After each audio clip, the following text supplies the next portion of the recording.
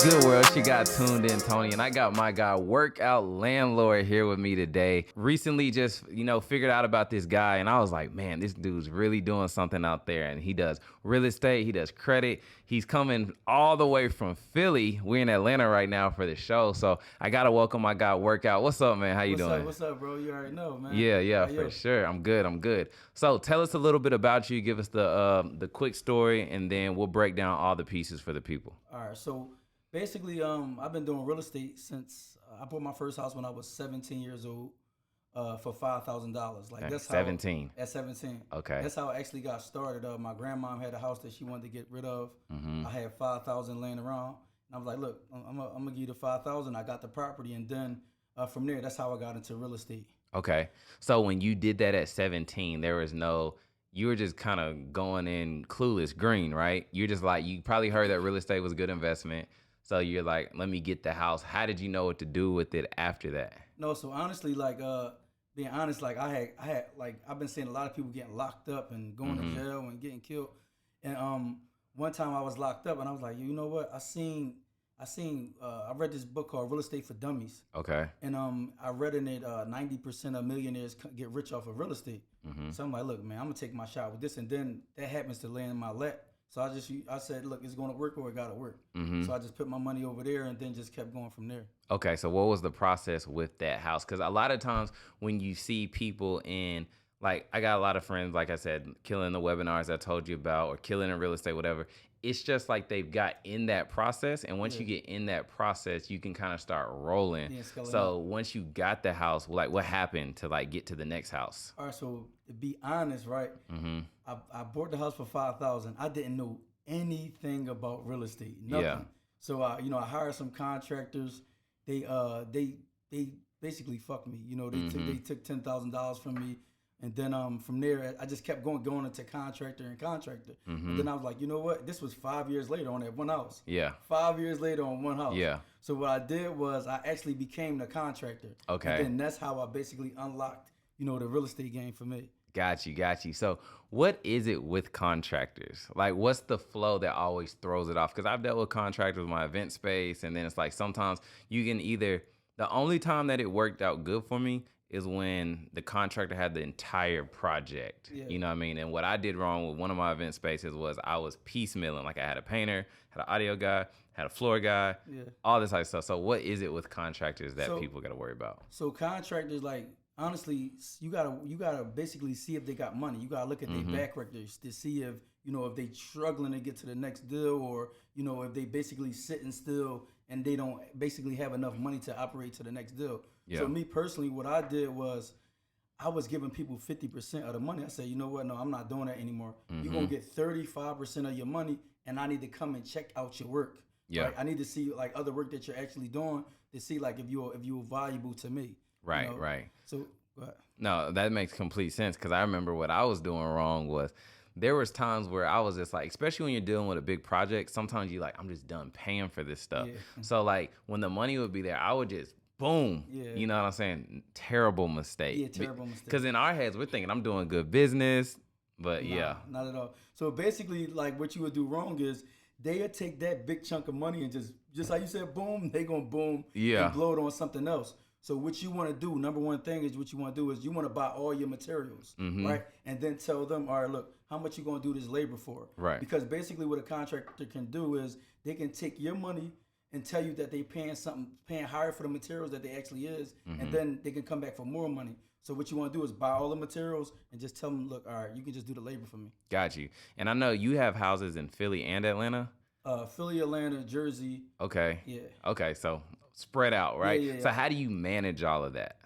Basically, I got a good team. Okay. I got a good team of people. So down in Atlanta, right here where we at now, my dad actually runs the Atlanta. I come down here, I check on everything. We make sure all the contractors are rolling. I'm basically the money man. I make sure I don't disperse any money until I see the progress that's done on the project. Okay. And it's the same way with my Jersey and Philadelphia as well. Okay, so if you were to go in another state, it sounds like you just find somebody that you got some type of close tie with, put them in position. Yep. Cool. Yep. Okay. So basically what I'll do is I get a tie with that person, and then what we'll do is we had created an LLC together. Now that gives me access to actually business funding now because I got a LLC down there and I'm buying a house down there. Now Right. I can basically leverage that to actually gain more money.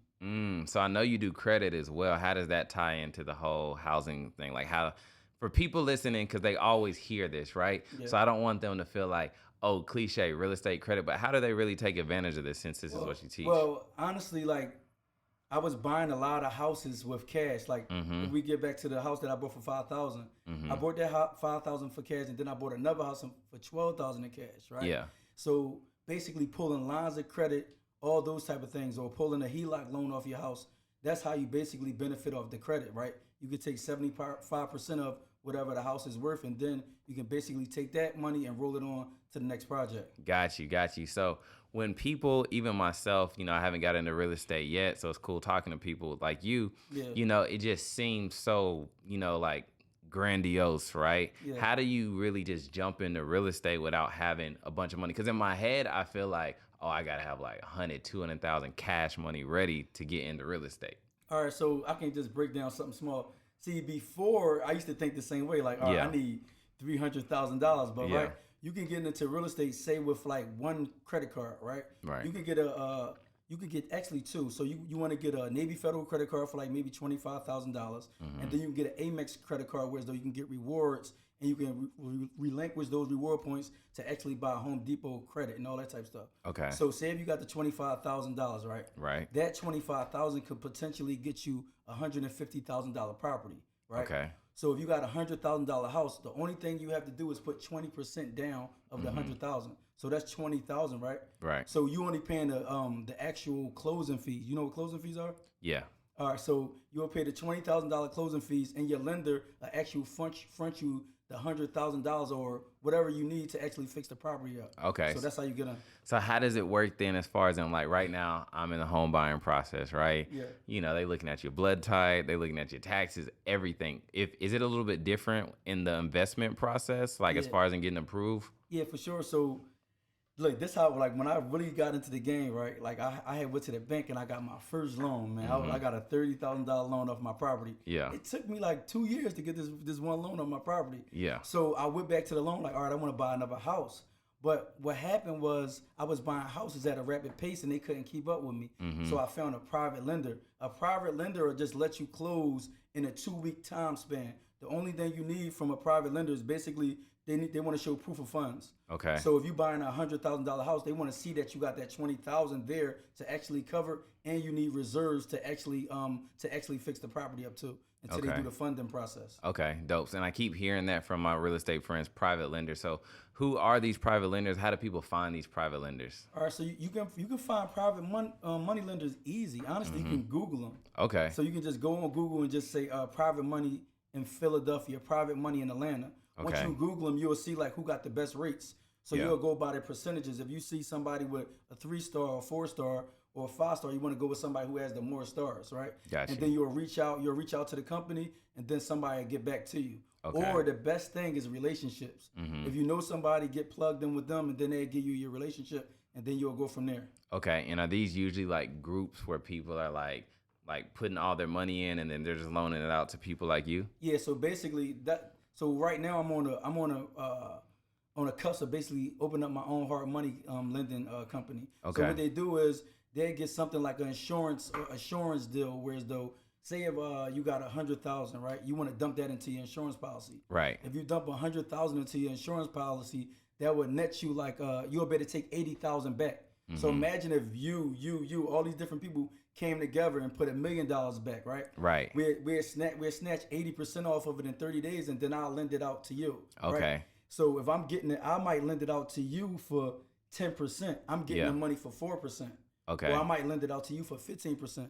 So that's how it goes. Like basically, they just selling you money at a higher rate to get more money. Got you. So to break that down in layman's terms for someone who doesn't understand, let's say I'm in e-commerce, right? Yeah. So in e-commerce, the bank's not giving small businesses loans, right? So what we have to do when we need cash is we go to Shopify Capital and all these places. So they're taking daily percentages of your revenue coming in, right? Yep. So in fact, it's cool because you can get instant cash. So I guess how I relate this to this is what are the like? Is it aggressive payback rate with private lending? Like, what's the pros and All cons? right, so I can give you like the breakdown. So I'm gonna give you the breakdown from A to Z. So say if you buy your first property, right? You got $20,000 to your name, right? And you're trying to get on. What you're gonna do is you're gonna find a property that's basically has 70% of equity inside the property. So if you buy a house for 100,000, you want that house to basically give you 75% of that money, right? They got to do the So numbers. Got to do the numbers.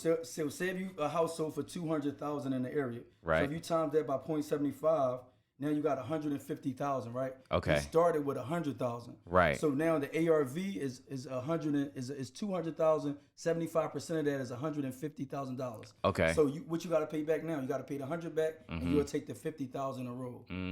Okay. You feel me? Okay. And then do you do flips? How, like, what do you do? Do you hold it and just rent it out? Do you flip? What's your game plan? All right, so my game plan is basically when I first start, I want to get like a triplex or something like that. So I get a triplex and then I do short term rentals. Okay. I don't really do Airbnb like that. So I do something called VRBO. Okay. Nurse Finders, right? Yeah. So Nurse Finders is a actual site where you can go to and they rent to Traveling nurses. Yeah, traveling nurses. So them traveling nurses might be paying $3,000 or $4,000, over what your average tenant will pay. Right. So because they they're making the money, so they're gonna pay the money and they're not gonna be in your property that long. Right. So we'll do 3-month leases, and if you do that for for a year, you're gonna make a lot of money. Got you. Yep. So when you first get it, is getting the short term, long term type of rentals, like, is that part of the play to give you more time before you do what you do, or is that just what you do with that property? So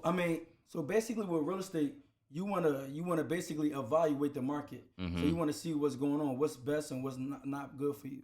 So I think right now short term rentals is killing the game right now. Yeah. Right now is a recession. People can't really cover their rent like that. So I don't want to be in a bind where as though I can't pay my mortgage. Right. Or I because you got this one family in there, and then it's like, say the family's been in there 3 years. It's been good 3 years, but then the economy right now, like you said, it's tough, and that's messing your pockets up now. Money up, Yeah, sure. I see what you're saying. Yeah. So my main motto is what I do is I like to get apartment buildings. I just bought a 15-unit building. Okay. So what I'll do is I'll take a residential or a triplex. I build that up, do short-term rentals, and then when I refinance that property or pull a HELOC loan. A HELOC loan is a LOC, is a line of credit on your property, right? Okay. Once I pull that line of credit off the property, I'm gonna take that money and roll it over to the next project. Okay. I can buy something that's cash free, whereas though I don't owe nothing on it. Got you. Or I can pull that into an apartment building where I'm getting a bunch of cash flow from. Got you. And let's talk about when you say rolling over, because we were talking about that before. What's it called when, like, say you don't pay the capital gains tax on the property once you purchase it and you take that, roll it into the next property? Yeah, Is that what you do? Yeah, so that's what I do. So basically it's called the 1031 rule. Okay. So the 1031 rule is basically you have to identify a property whereas though you're going to actually roll that money into. Okay. So you just can't just do a 1031 rule because you got to have enough property and enough money to actually do it. Everybody cannot do it. Okay. You got to at least have like a property where as though is a commercial building or things like that. You can't just do it with a residential property or something like that. Got you. And what's the pros and cons to you versus investing in residential versus commercial? Okay, so residential is one stream of income. Yeah. And then commercial is like a different stream of income. You might get 10 streams of income from one property. Right. So let me give you a breakdown on one of the properties I just bought. So I got a 10-unit apartment building. So I'm renting those out, right? My mortgage is only maybe $3,000 or $4,000. So my rents are going to cover that. Now downstairs we got 2 commercial spaces. One space is going to be a home healthcare. One is going to be an event space that can net 10,000. Now let's step away from that. Now we got the parking lot, whereas though I'm renting those spaces out for $100, right? Right. Yep. So like you just got to basically maximize exactly like what you have. Yeah, I like that because I'm always big on vertical integration, Yeah. and I had said in one of mine, like, Chick-fil-A, their core products, the chicken, they slice it up many different ways. So they got chicken nuggets, chicken strips, Yeah, exactly. put it in the salad. Salads. So that's basically what Yeah, you just yep. said. Chopping it up. So a lot of people on the channel know me for event spaces, right? So Yeah. is this event space yours or someone you're renting to? No, it's mine. Yours? Yeah, Nice. mine, So that's yeah. the perfect way because a lot of people on this channel don't even know. Like, my first event space, what was so crazy, I didn't know anything about event spaces, right? Yeah. I just thought you get a lease, say it's retail because people are going to be in there. I was in a multi-family apartment complex, Yeah. and the the event space was always packed out, right? But the issue was the apartment complexes above me. Yeah, so the music and The all that type of stuff. music, Yeah. no matter what we did, there's always complaints. The And sound, then y'all soundproofed it? we didn't soundproof it or Okay. whatever because they said it would be too difficult, too expensive. Plus, I was leasing it. Okay. So then going back to it, you know, the property, who are they most worried about? All their tenants, because they Exactly. probably had Yeah, they gonna 300 stay there. tenants in there or whatever. Yeah, So they got you out of there. they end up kicking me out, not renewing my lease. So are you going to soundproof it, do anything? What are you thinking? So all right, I'm gonna soundproof it because I'm gonna have a home care healthcare building right next to it. And that's going to be yours too? Yeah, that's gonna be mine as well. Okay. Yeah, yep. So the home healthcare, you know, they net over $100,000 a year basically off of running those. So I more so like in commercial, you can expand way more than residential. Okay. Residential properties is only one stream of income. Yeah. See, I would think I would be more into commercial, you know what I'm saying? Because even like this building that we're at right now, like it's just the fact that one, most of the time when people like have their business there, they're not going to just tear it apart. Yeah. We just had a maintenance person come to our house that we rent, and he was just like, man, your house so clean. You'd be surprised how many people who rent houses just treat them like crap. like they crap, smell the It's dogs not theirs. pooping all over the place. Yeah. So I was like, I would rather be in commercial. Plus, I heard the bank values it more like a business, so it's not really just on like just the value of the property. Yeah. It's like, is it completely filled out? What's the rents coming through? And that's how they value the property. Yeah, that's how. So they don't. Yeah, exactly. They value it basically off. Say if it's 70% or 80% leased out. That's the bank is going to lend to you basically off how much is leased out. It has to be close to 100%, 85 to 90%. That's how I buy commercial buildings. So like my residential properties that I buy, I mainly just gut them out, fix them out. We probably do them in like 90 days, fix them out or sell them. They be the residential. That's what I do with those. Yeah. I sell those buildings and to buy commercial buildings. Okay, cool. So when you first get into a property, what's like your flow that you're looking for to see? All right, so the first things that we looking at the foundation. If the foundation is not good, then we might pass on it depending on how much it costs. So the foundation, the structure, the roof, that's the first three things you want to basically look at. Right. If that's not intact, then you want to just kind of leave Because that like property the alone. roof gonna cost so much money, Yeah, that might just throw the whole profit off. Exactly. Got you. So you want to get your rehab budget when you get into them properties. So say if you got a property 1,000 square feet, right? That property you want to probably be at around like 60,000 with inflation. It used to be like 45,000, but now we had 60,000 with inflation.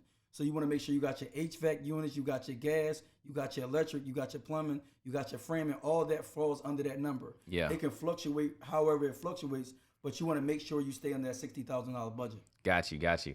And then too, not even to like self-pub, but I know you do teach people about this, right? Yeah. And I heard you outside when we are doing the cameras and everything. You were just saying like one of the things you want to look for is finding a wholesaler so that you're not looking at the Zillows and the Redfins, looking at what everybody else is looking at. Yep. So I know you teach that, but what's kind of the process of building that relationship with the wholesaler? I mean, you can actually become your own wholesaler, but Yeah. right. So it's all about a mindset you want to be in. Like me, I think I want to get $100 million, right? So I can't do everything. That's what you need to worry about. All right. So if you can't do everything, then you got to build a crazy team.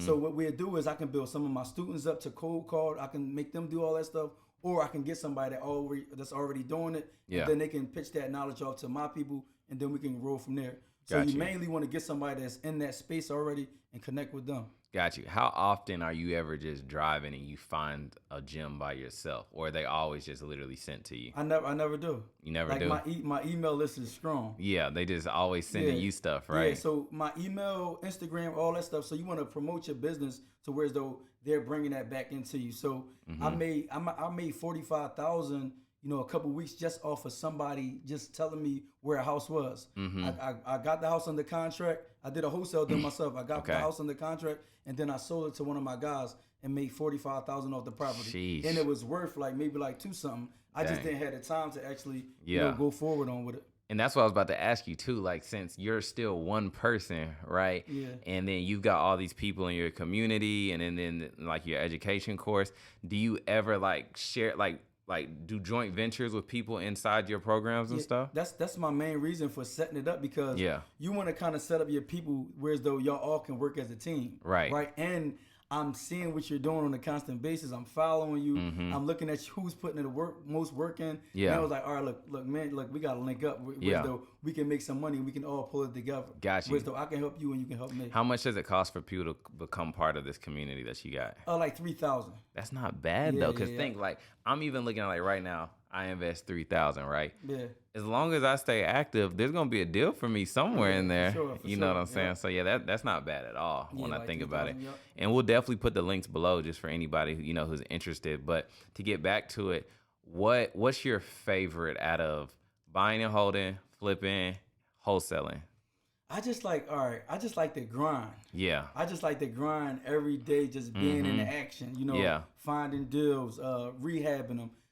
So I can't do one deal. I got to do like multiple deals. Yeah. So right now I got a commercial building I got going on. I got 2 of my mentees. We buying houses. I'm doing residential flips. Yeah. I just like the grind of being able to do something to where as though I'm building to a certain So goal. you always got a project going on. Always got something You going can't just not have a project going on. It's never not going to be. Yeah. The well was always going to be Yeah, open. I'm gonna say this on today. We're gonna look back. I'm definitely gonna do a deal with you one day Yeah, for for sure. sure. Yeah, For sure. So in my head, since I'm not up on all of this game as far as with the real estate, I just always think like, how do you manage debt to income and all that stuff, or is private lenders just wipe that whole issue out? No. So Okay. that's really important. Yeah. That's the most important because Okay. So a lot of people come to me, they be already wiped out already. Yeah. Like their finances is wiped out. They spent everything, right?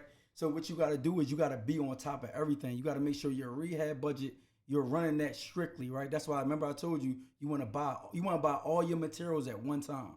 If you can buy a majority, the bulk of them, 80% of your materials are now. You would just worry about what you got to pay your actual contractors, right? From there, now you got to pay yourself, right? Right. So that's where I come into, right, with being a contractor, right? So say we find a property, right, that's $100,000, right? That $100,000 property cost us 100. We're gonna put 50 into it. Now it's worth close to 250,000. What we'll do is the private lender, they're going to give us that money up front. They're going to give us 200. They're going to give us the 200 and something thousand. They're going to give us what we paid for and plus the rehab budget. So what we'll do is we'll upsell. Like say if a roof costs 10,000, right? I'm gonna put down there it costs 15,000, right? Right. Every line item I'm gonna upsell it because we never know where it's gonna go. So if my rehab budget really cost me 50,000, I'm gonna say it cost me 70,000 To the private lender. Yeah, to the private lenders, and I'm gonna take that 20,000 and put into my pocket to where though That's your pay. Yes, that's my pay. Okay. So that's my pay for rolling on the project for 3 months or so. Yeah, that was a gem right there for people Yeah, listening. Definitely, for yeah. sure. Because a lot of times, even in business, when you're not really like up on things, or literally, let's not even say up on things, experience, right? Yeah. Entrepreneurs and myself has done this so many times. We try to pay ourselves last, but you're going by the profit first method. Yeah. You going into the I game need some already money. good. Because even if the projects, let's just say, God forbid, kind of messed up, you still got paid up Yeah, front. for So you sure. got good energy in the whole project. Exactly. Yep. You got to make sure you're getting paid, and you want to pitch your bulk items in the beginning, right? So say if you got your roof, you got your framing, you got your electric. So your electric might cost $3,500, your roof might cost $7,000, and your plumbing might cost like $8,000. That's gonna be like $40,000 you're gonna get from all the money because it's called a draw process. If you don't know, Okay. they don't just give you the full check. Gotcha. You got to actually complete the item, and then they're gonna come and check it out, take pictures. Yeah. And now they're gonna wire you the It's money. almost like an escrow. Like Yeah, they're exactly. just checking. Yeah, Yep, for they're gonna sure. put it in escrow. So once you do them 3 items, you'll get your 40,000. Now you got some money to play with. Now you don't gotta touch your money. Yeah. Now you can continue to dish it out like that. Okay, so when then you're building a house, because I'm in the house buying process and I see all the lumber and everything, where do you house all your stuff so that people don't take it or, whatever's going on? Because I'm thinking if you buying all this material at once at the Yeah. beginning, you probably got to house it somewhere, You right? gotta house it. So me personally, I have somewhere where I house it. Like my commercial buildings, I got I got a lot back there. Or we just put it in the basement and make sure we barricade everything to where Okay. though people can't get downstairs. Okay. So you can just clean your basement out real good, put all the lumber down there, and just keep it going from there. Okay, and then like if you're doing a flip, what's the usually turnaround time for something like that? All right, so it depending. All right, so if you got 1,000 square foot house and under, you want to be around 90 days to 4 months. So that's buying it, actually renovating it, and then selling it, putting it on the market. You want to put your house on the market, 3 weeks before it's done. 3 weeks before it's done, you want to put it on the market because it's going to put a coming to soon. So Right. people can actually see what it actually looked like, the outside and all that type of stuff. Mm-hmm. And then you'll get more bites on it from there. Okay. And then I got a question about like the wholesaling as well. So Yeah. I know the wholesaling is pretty much you're taking over a contract, selling it to somebody else. Yeah. Is there a risk in the middle if you can't find this someone else, but you signed this contract with somebody you cold called and got them to sell their house? All right, so the risk with that, right? When you're doing an AOS, right? Mm-hmm. When you're doing your AOS, what you want to put in, you got to put down earnest money. Mm-hmm. So the earnest money you put down, you might got to put down 10,000, right? You want to make sure your earnest money is always refundable, Right. not non-refundable. Yeah. Because if it's non-refundable and you can't find a partner to actually buy it, then now you lose your money plus Yeah. everything that you put into it. Got you. So you want to make sure that your earnest money to the person you got the contract is refundable. Yeah, it's refundable. A lot of times they sign that. Yes, for sure. Okay. Because listen, they don't understand the contract. Yeah. You got to make sure you understanding what you putting out there. Right. And that's key that you said, because I just talked to somebody who does that. And then he said usually most people don't even understand the contract. So they don't even put any earnest they don't money put nothing. up front. Yep. Nah, but see, in Philadelphia, they always want something. Okay. They always want 5 or 10, just to make sure, Yeah. Actually, in Atlanta, too, we had to put down 10,000 earnest money. Okay. It just all depends on what area you in. Got you. What's one of the biggest just mistakes when you was like, damn, I can't do that again? I would say the biggest mistake that I made in real estate was, the contractors, bro. I'm not gonna lie. Like giving the contractors, I gave one person my 60,000. Yeah. It cost me 100,000 to fix it. I gave him 60,000 up front. He just basically messed me around to where as though I just had to keep chasing him. Yeah. And then I end up firing him and just losing my money. Yeah. So that can deter somebody if they get into real estate like, yo, I don't even want to do this. Like, Yeah. I can't chase these people around. It's not worth it. And then like it's just not going to be worth it for that person. That's why you want to get a mentor before you do anything. Yeah, we were just talking to someone on the podcast, Will, and he just got a 24-unit apartment complex. Yeah. And he was just saying like his process pretty much happened in 6 months, right? Yeah. But it was all because of having a mentor. So he was taking his webinar money, and then, he's been doing webinars for 2 years. Okay. And then he was like, yo, if I didn't have Bolden as my mentor, he was just like, I most likely would have went on Zillow, went on LoopNet, found something, and then told my friends, oh, I'm in real estate now, and then bought something terrible, lost my money. Yeah. I would say the most important thing, like honestly, like before you get into real estate is before you buy something, you want to look at the area and the medium income that people was making. Yeah. Say if you get into an area where though a person is only making 40,000 a year, or 30,000 a year, don't want to operate in that area. Yeah. You more so if you do want to invest in that area, what you want to do is you want to look at it to where as though I'm gonna buy this residential house. I'm gonna rent out rooms, right? I'm gonna rent each room out for $500 a piece. I'm gonna have 5 rooms. That's $2,500 a month. Right. You want to do more so stuff like that if you're operating in them areas. But if you want to weigh up, it's like Monopoly, right? Yeah. You want to basically cash those houses in to get to bigger houses. So Right. you'll cash them houses in and just keep rolling and rolling and rolling. Dope. Yeah. So when somebody like joins your program and they're completely green, like they're more so they saw your story, they was captivated. Where do they start? Do they start with credit so they can get into the game to start doing what they need to do? Like, if you have cash, yeah, for sure, you're gonna start with credit. So what we'll do is we'll line you up to where as though you get at least like 50,000 in funding. like let's say I come into the game, I have $10,000, and I join you. I paid $3,000. I got 10,000 in savings. What does that person do? All right, so that person is gonna we're gonna build your credit profile, right? So we're gonna build it to where as though you can get more income, right? We're gonna start with primary trade lines, right? The primary trade lines that we're gonna put on there is Rental Karma. That Rental Karma is basically a site that reports all your rental history onto your credit report. So you're gonna get that. You're gonna get something called Rent Reporters. You're gonna build your credit profile to where as though the lenders are gonna give you money and the banks are gonna give you money. Gotcha. So that 10,000 is really we're gonna invest maybe three more thousand into you, so you can get an extra 50,000 on that. And then just wondering for like Rental Karma, can somebody get, let's say like, okay, they always pay their rent, but they pay it on like the 10th, right? Yes. Would they run into an issue of Rental Karma where now it's reporting that they don't pay on the 1st? No, not. I mean, so basically, with Rental Karma, what they do is they just want to make sure you paid your rent. Got you. They want to make sure you never just missed a month of rent. Right. So that'd be that you ain't gonna run into no problems with that. Okay. And is that how much is that cost or is that So free? yeah, that cost. So if y'all don't know Rental Karma, y'all gotta go there and just put the keyword in landlord. Okay. And you'll be able to get that site for $25. Usually it's $100, but with my affiliate code is $25. Oh, I'm about to get on that tonight for sure. Yeah. Rental Karma, make sure I use affiliate code. It's like a coupon code or something. You just put like landlord. Landlord, yeah. Okay. Dope, Sure. dope. So, let's talk about. You said something like the home health care. I got friends in home health care, it's actually funny because it's like it's something that's kind of slept on, but it actually makes a lot of money. You What? know what Yo, I'm listen, saying? I'm not gonna lie. So, all right, look, being into real estate, you just see like how much people actually makes off of all these industries. Mm-hmm. So the home healthcare, I know a lot of millionaires. My man just sold his building for 1.5 million. He had it for 2 years. Yeah. Right. He only had 20 employees, and in 2 years he made 1.5 million, and not including how much money he was making monthly off of it. So, and it's not even a career where it's like, I mean, it's like desk work, really. yeah, You know what I'm it's saying? basically like filling out certain things to where though everybody get their hours and all that type of stuff. Mm-hmm. It's not a hard job at all. Getting paid by the government. Yeah, but you gotta have 100,000 liquid in order to get into that game. Okay. Yeah. Even on a small scale. On a small scale, you gotta be Okay. 100,000 liquid, and they gotta see where the 100,000 came from. Why though? Because a lot of people was trying to get into the game, and they was doing a lot of fraud. So they just basically, all right, look, we're gonna stop this right here. Yeah. If you can't cross this line, you ain't That getting makes sense. You gotta weed people out. Yeah. So when it comes to real estate, getting back to that, should people use first-time homeowners for investment properties? All right, so how I look at that, all right, so we got the FHA process, right? So it's dependent on what type of person you are, right? So I Right. deal with a lot of different people. So the average person that does have 2 years tax returns, okay, we're gonna tell you to get an FHA loan.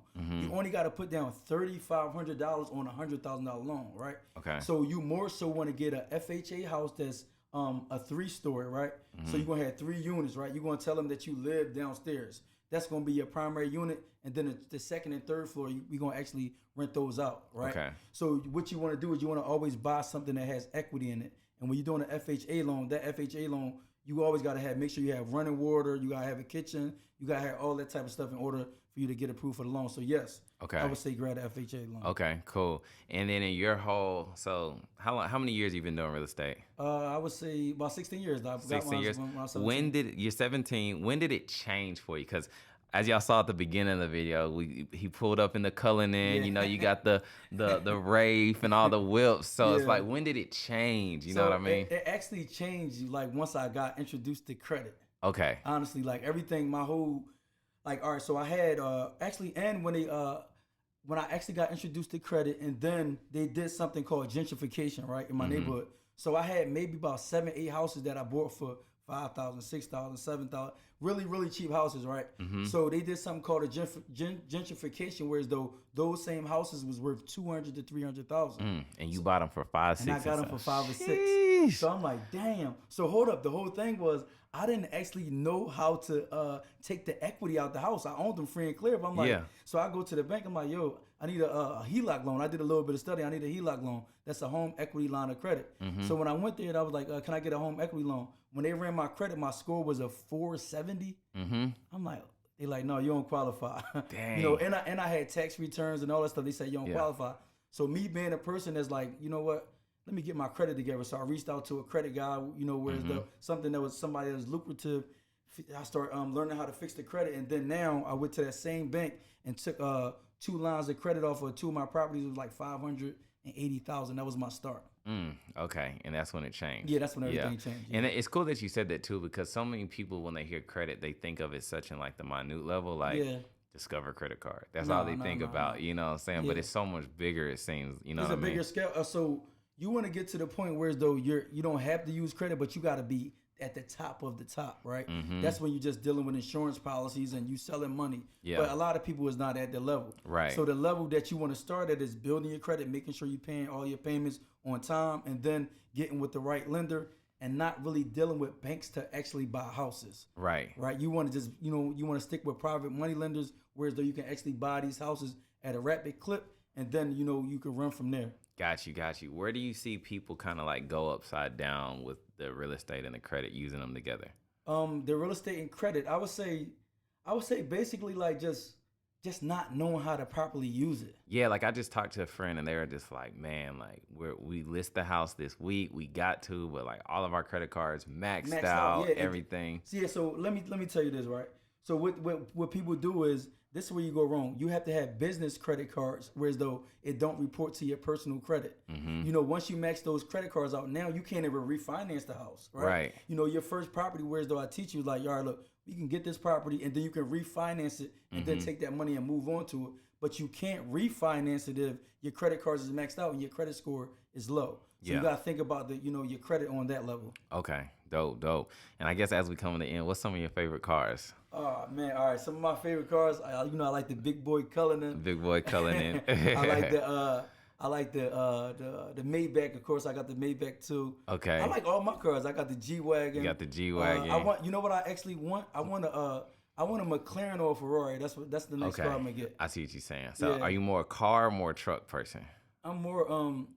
It just depends on how I feel, man. I see what you're saying. It just depends how I feel that day. Yeah. If I feel like driving something fast, I'm gonna get in the G-Wagon. And then so when you're in the real estate and you're becoming successful and you get all them car payments, it wasn't scary at all. Like No, because I make a lot of money. So what you want to do is, all right, financially free, right? Mm-hmm. The being financially free is being able to afford your lifestyle, right? Right. So you want to make sure you have apartment buildings that you can afford those type of car payments. You know, whereas though it's not hurting you, right? Right. So what I want to leave you with is, don't buy stuff if you can't afford it, right? Right. A lot of people do that. They'll buy something that they can't afford, and now they're just losing their stuff. They can't pay their car payments. They can't pay. They can't even really afford to live, right? Right. Now you got to get your cars repoed. You just going down, right? You don't want to do that. You want to be in a low keyest car as possible until you really can afford it. So for you, also too, like as we get to the end, like you just made me think of like Cardone, right? He had this video and he was in the Cullinan, and then he was just talking about like rappers, ball players, all of them buying it off of earned income. But you just said like, get the apartment complex that can pay for the car. How do you feel about Cardone's teachings and stuff like that? Oh, I love Grant Cardone. I love him. He's one of my idols. I look up to him. I looked up to him. I looked up to a lot of other guys too, but he's one of the guys that I look up to, and I like, all right, look, he's the real deal. So he's really spot on. Yeah, he's spot on because he's actually doing it. There's a lot of people that's not actually doing it. They're actually just selling you on something, right? So me personally, like if you look at my Instagram, every day, all day long, I'm in and out of properties, right? Right. I'm showing you receipts because I want you to know that this is obtainable. Yeah. I came from nothing. I don't got no college degree. I'm not a basketball player. I'm not none of that. But I have all these items that they have and plus more. Probably. Right. Because I know how to balance my money out. That's kind of important. If you don't know how to balance your money, then you're not going to be successful. As you can see, right, it's a lot of NBA players that that's broke. Yeah. They had $100 million deals. Yeah. They broke now because they didn't know how. They were just blowing their money. They didn't invest it. They thought it was always gonna be there. Exactly. Another person, Floyd Mayweather, his first deal, he did something for like $3 million. That $3 million was getting him $50,000 every month. So that's another thing. Don't set unrealistic hikes on how much money you spend into real estate. It's going to take you a little bit of time to get. It took me like close to 15, 16 years. And that's where I'm at right now. Okay, that makes sense. And I like how you said like on your Instagram, you're really in the field. Yeah. You really got the receipts. You're really showing it. So like, let's talk about to end this, like just your curriculum. Break that down for people who are listening, who are on here, who are like, I think I'm going to jump in. Okay. So first, right, I got to teach you like how I started, right?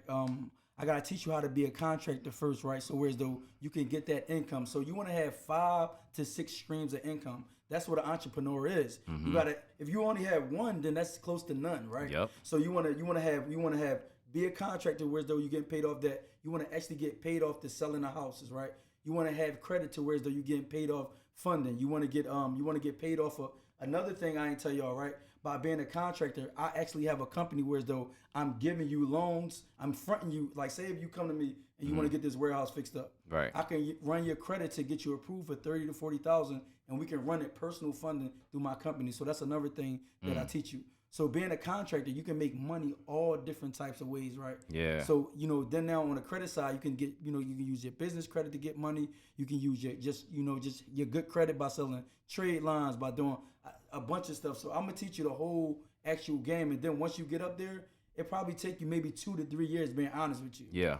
then that's when you can get to the commercial game and all that type of stuff to where you're getting money. Got you. And what I really like about you and just our short stint of knowing each other as well, but being a person that creates people's courses, promote them and all of that stuff, like even before the course, it's like you doing all these live coaching calls. You know what I'm saying? Like I told you, I'm like, you doing the high ticket up front when usually that's on like the backside. So that means you're really giving value to people, you know what I'm saying? So anybody watching on here, I wouldn't bring anybody on here just to sell their course and try to get affiliate link. Like I really believe from what you've told me that like there's really real value for anybody starting, because I'm looking at like you say 3,000. Okay, cool. 3,000, that's worth it to learn real estate. Exactly. Then I jump in here. All right, you're going to show me how to be a contractor first, because you got to start at the ground level. Then 2, help me with the credit. 3, you're really on the live Zoom calls with me.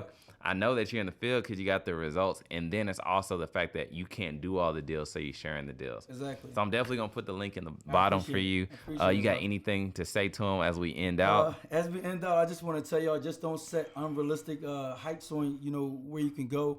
Don't limit yourself. You can get far in the real estate game by just staying focused. Even honestly on anything, just staying focused, right? Not giving up just on the first thing. All right, look, I can't sell this house right now. All right, look, you got to look for the next option.